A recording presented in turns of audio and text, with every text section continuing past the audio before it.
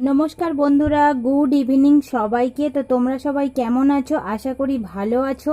আমাদের রান্নাঘর চ্যানেলে তোমাদের সবাইকে জানাই স্বাগত। তো আজকে আমি ফিরে এসেছি আরও একটা নতুন রেসিপি নিয়ে। তো আজকে আমি তোমাদেরকে একটু অন্যরকম দুটো রেসিপি বানিয়ে দেখাবো। তো এখানে দেখো, ফার্স্টেই বলে দিই, আমি এখানে গোবিন্দভোগ চাল আগে থেকেই ভিজিয়ে রেখে দিয়েছি। তো হ্যাঁ বন্ধুরা, আজকে আমি তোমাদের সাথে শেয়ার করব বাসন্তী পোলাও আর তার সাথে নিরামিষ আলুর কষা। তো এই দুটো রেসিপি তোমরা একটুও স্কিপ না করে পুরো ভিডিওটা দেখো, আশা করি তোমাদের ভীষণ ভালো লাগবে। তো চলো বন্ধুরা, রান্নাটা শুরু করে দেয়া যাক। তো দেখো, এখানে আমি গোবিন্দভোগ চালটা প্রায় আধ ঘন্টা আগে ভিজিয়ে রেখে দিয়েছিলাম। তো এবারে জলটা ঝেড়ে নেব। তো দেখো বন্ধুরা, আমি চালটা থেকে কিন্তু ভালো করে জলটা ঝরিয়ে নিয়েছি। চালটা অনেকক্ষণ ভালোভাবে ভিজে গিয়েছে। আমি প্রায় আধ ঘন্টার মতো ভিজিয়ে রেখেছিলাম। দেখো, চালটা খুব ভালোভাবে ভিজে গিয়েছে। তো এবার এর মধ্যে আমি কিছু মশলা মিশিয়ে নেব। তো দেখো, সবার আগেই দিয়ে দেব নুন, আর দিয়ে দেব হলুদের গুঁড়ো। আর দেখো, এখানে আমি সানরাইজের গরম মশলা নিয়েছি, তো এটাই অল্প করে দিয়ে দেব। আর দিয়ে দেব আদা বাটা।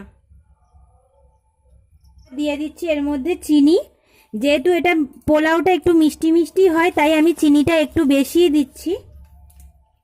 দিয়ে দেব ঘি।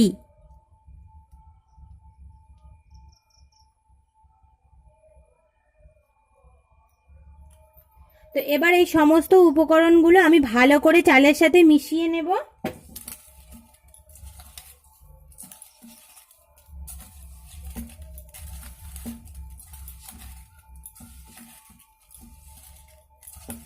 তো দেখো বন্ধুরা, আমি সমস্ত মশলাগুলো কিন্তু চালের সাথে ভালো করে মিশিয়ে নিয়েছি।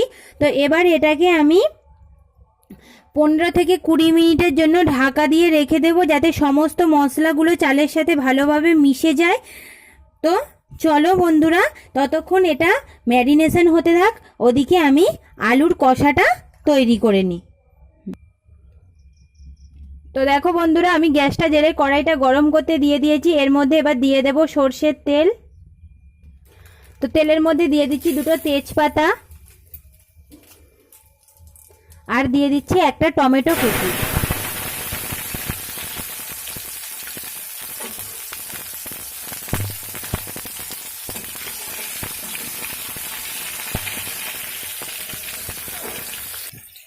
তো দেখো, টমেটোটা একটু ভাজা ভাজা হয়ে গিয়েছে। এবার এর মধ্যে আমি আদা আর জিরে একসাথে বেটে নিয়েছিলাম, তো সেটাই দিয়ে দেব।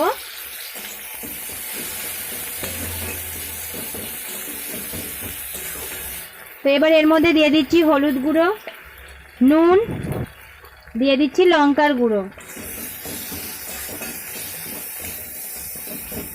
এবার এর মধ্যে আমি অল্প একটু মশলা ধোয়া জলটা দিয়ে দিচ্ছি।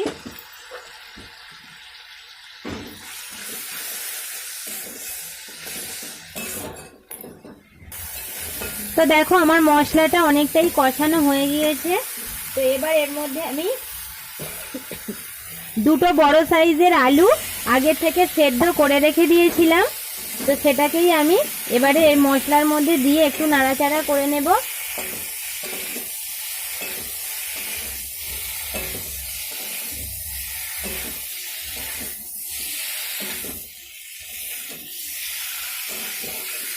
তো দেখো, আমার আলুর সাথে মশলাটা ভালোভাবে কষানো হয়ে গিয়েছে। তো এবার এর মধ্যে আমি দিয়ে দেব অল্প একটুখানি জল।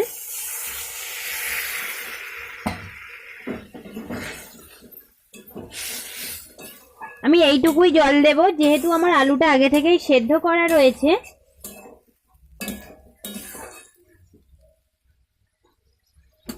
তো দেখো বন্ধুরা, ওই দিকের গ্যাসটাতে আমি তরকারিটা হতে দিয়েছি, আর এদিকে আমি পোলাওটা তৈরি করব বলে একটা হাঁড়ি গ্যাসের ওপর বসিয়ে দিয়েছি। তো দেখো, হাঁড়িটা গরম হয়ে গিয়েছে। তো সবার আগেই হাঁড়ির মধ্যে দিয়ে দিচ্ছি ঘি। গরম হয়ে গিয়েছে, এবারে এর মধ্যে দিয়ে দেব দুটো তেজপাতা, আর দিয়ে দেব অল্প একটু গোটা গরম মশলা।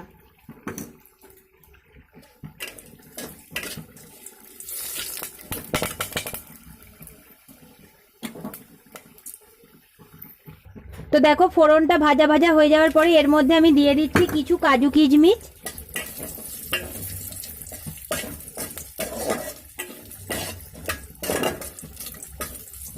তো কাজু কিশমিশটা দিয়ে আমি একটু ভাজা ভাজা করে নেব।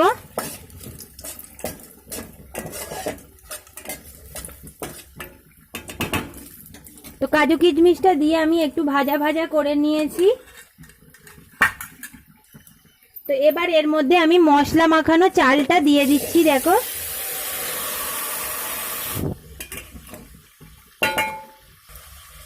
তো দেখো মশলা মাখানো চালটা এবারে আমি এই ঘিয়ের সাথে একটু ভাজা ভাজা করে নেব।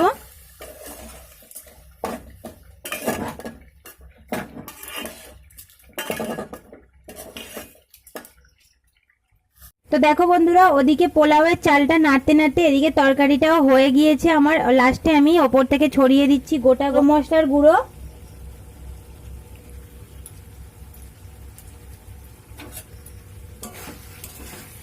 তো দেখো আমার তরকারিটা কিন্তু একেবারেই হয়ে গিয়েছে। আমি এবার গ্যাসটা অফ করে দিচ্ছি। তো এবার এটাকে আমি চলো ঢেলে নিই। তো দেখো বন্ধুরা, আমি চালটা কিন্তু খুব ভালোভাবে ভাজা ভাজা করে নিয়েছি। তো এবার এর মধ্যে আমি দিয়ে দেব জল। তো জলটা তোমাদের আমি একটু বলে দিই।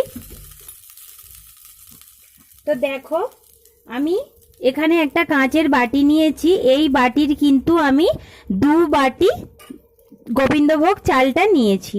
তো এই বাটিরই আমি কিন্তু 4 বাটি মেপেই জল দেব।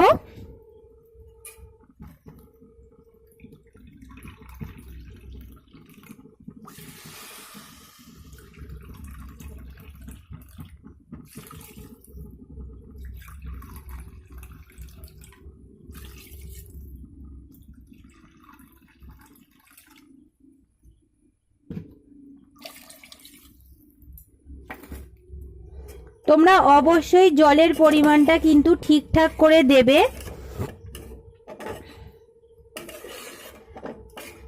তোমরা যে পাত্রেই চালটা নাও না কিনা তোমরা একটু মেপে নেবে, সে বাটি হোক বা কাপে হোক, যাতেই হোক।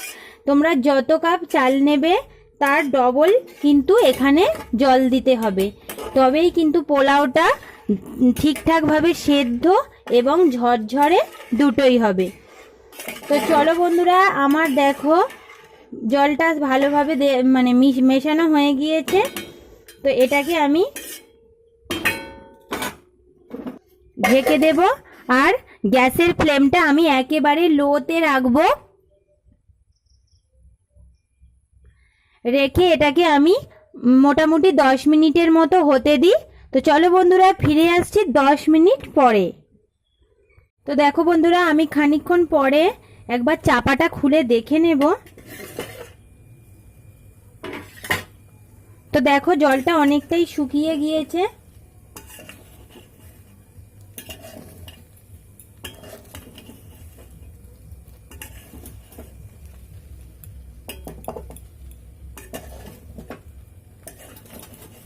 তো দেখো বন্ধুরা, তলায় আরো অল্প একটু একটু রস আছে আর চালটাও কিন্তু আরো একটুখানি শক্ত আছে। তো আমি এটাকে আরো একটুখানি চাপা দিয়ে রাখবো, যাতে চালটাও খুব ভালো করে সেদ্ধ হয়ে যাবে আর জলটাও কিন্তু একেবারেই শুকিয়ে যাবে। তো দেখো বন্ধুরা, আমার কিন্তু পোলাওটা একেবারেই রেডি। তোমরা দেখতে পাচ্ছ অনেকটাই ঝরঝরে হয়ে গিয়েছে। এটা কিন্তু ঠান্ডা হলে আরো ঝরঝরে হয়ে যাবে। তো চলো এবার এটাকে ঠান্ডা করে আর প্লেটের মধ্যে ঢেলে নিই। তো দেখো বন্ধুরা, আমার কিন্তু পোলাও আর আলুর দম দুটো রেসিপি কিন্তু একেবারে রেডি। তো দেখো পোলাওটা কিন্তু অনেকটাই ঝরঝরে হয়েছে আর দেখতে কিন্তু অনেকটাই সুন্দর লাগছে। আর এদিকে আলুর কষাটাও সেই হয়েছে। তো দুটো রেসিপি আমি আজকে তোমাদের সাথে শেয়ার করে দিলাম। কেমন লাগলো রেসিপিগুলো অবশ্যই আমাকে কমেন্ট করে জানিও। আর তোমরা বাড়িতে একবার এই রেসিপিগুলো বানিয়ে দেখো, আশা করি তোমাদের ভীষণ ভালো লাগবে। আর আমার ভিডিও যদি তোমাদের ভালো লেগে থাকে তাহলে অবশ্যই আমার চ্যানেলটাকে সাবস্ক্রাইব করে দিয়ে পাশে থাকা বেল আইকনটিটাকেও ক্লিক করে দিও, যাতে আমার চ্যানেলের সমস্ত নোটিফিকেশান তোমাদের কাছে পৌঁছে যায়। তো আজকের ভিডিওটা এই পর্যন্তই রাখলাম বন্ধুরা। যদি ভালো লেগে থাকে তাহলে অবশ্যই একটা লাইক কমেন্ট শেয়ার করে দিও।